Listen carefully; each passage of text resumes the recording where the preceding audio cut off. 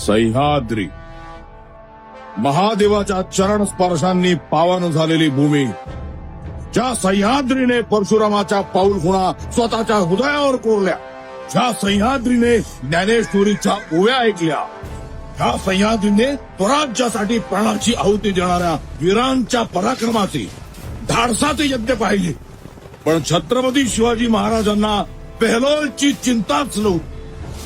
कारण त्यांच्याकडे असे वाघ होते ज्यांची डरकाळी ऐकून सह्याद्रीचा कणा अभिमानानं ताठ व्हायचा आणि शत्रूचा कणा तुटून पडायचा. त्या वाघांच्या नसानसात रक्ताच्या जागी त्यांच्या दैवताचं नाव वाहत होतं. त्यांचं दैवत होतं छत्रपती शिवाजी महाराज. त्या वाघांचा श्वास होता छत्रपती शिवाजी महाराज, त्या वाघांचा धर्म होता छत्रपती शिवाजी महाराज, त्या वाघांचं गोत्र होतं छत्रपती शिवाजी महाराज.